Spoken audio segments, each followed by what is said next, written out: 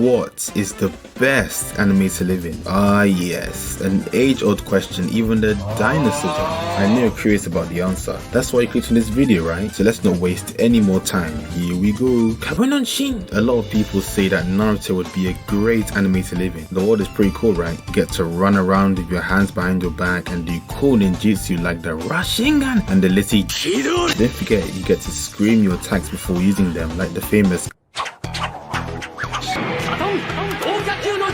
So far this sounds great, but let's be honest, the Naruto verse is dangerous as heck, bro. If you aren't Naruto or Sasuke or born with some special powers, you're either gonna die or be useless. All the cool people that were strong in OG Naruto fell off, and in Boruto it's getting worse and worse as the power scaling keeps going up and up. Even Naruto and Sasuke look like fodder these days. So what makes you think you have a chance? Naruto verse equals death. Most likely you'll be a genin in some village that carries around, you know, your little missions and lives a decent life until unavoidably someone comes along and kills you. In the end, I think we should have a rating system from 1 to 10 in terms of how much you'd want to live in a verse. 1 being you would definitely live there, yes please, super litty holiday, and 10 being no way, stay away, the real world solo. So I'm gonna give the Naruto verse a good 7, as although you will most likely die, there's still a chance you'll live. Kaizekoni, Oriwa Naru. Trust me, I love One Piece as much as the next guy. It's one of the best anime/manga of all time, but for most of us, the One Piece verse is a no-go. Okay, first, you are an ordinary citizen. Cool, nice. That's wonderful. Oh, actually, wait. Arlong, Doflamingo, or any other villain that has a crazy past, daddy issues, and has psychological things going on in Liberty, pulls up to your island and enslaves everyone on there. And since you're a regular citizen with no double fruit, haki, nothing, you have no choice but to go with it. You dare talk back to Arlong, or you're Shinda,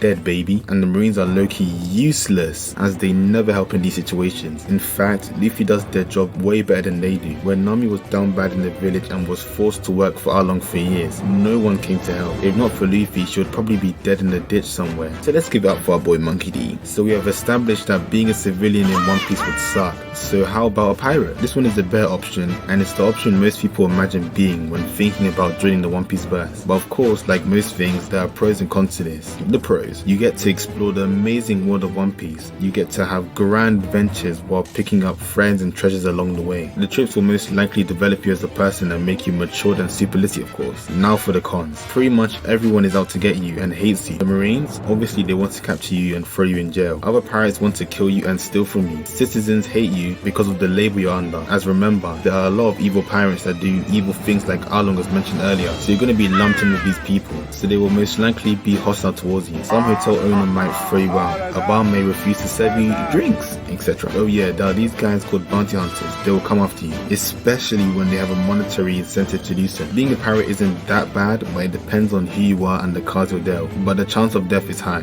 Being a Marine is probably the safest option as you move as a unit, and a lot of the time you have a lot of people to back you up, as well as leaders that are stronger and higher ranks than you to support you. However, when you go out to capture pirates, you may be killed. One Piece verse gets a 6 out of 10, as your chances of survival are better than in the Naruto verse, as your average person in One Piece can't transform into someone you care about and trick you and kill you. My soldiers tatake! 10 scores out of 10. Ain't nobody trying to live here. I don't think Bleach will be too bad, not gonna lie. If you're a regular person, you will probably be safe from hollows. You could get unlucky and get attacked by one at night or something, but if you don't have naturally higher levels of spiritual sensitivity like Otohime or Chad, then the hollows won't really be after you. Okay, so let's say you're not a normal person and you're a Soul Reaper. This isn't too bad either, as you fight some hollows and then come home to a nice dinner. It's quite cool. Sure, you might get killed by a hollow on the job, and sure, Aizen might plot to take over and mess everything up, but it's all good, you'll be fine. So I'm giving Bleach a 4 out of 10. It's not that bad, but there is a risk of dying.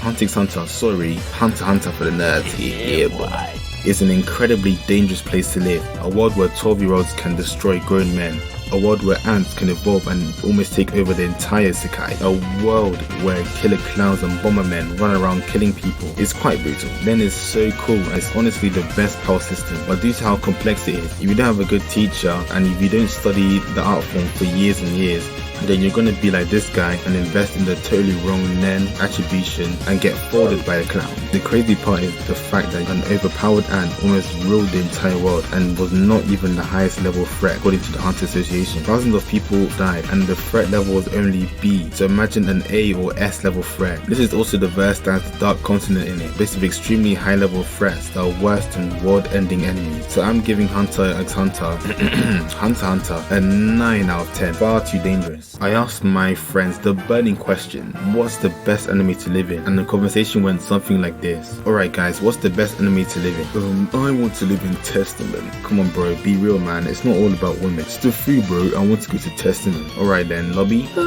I don't know, I'm not sure. I know, how about Beyblade? Seriously? Isn't it just like real life? Couldn't you just go out and do it now? Shut up! I see. And that's how the conversation went. Now on to the best anime verse to live in.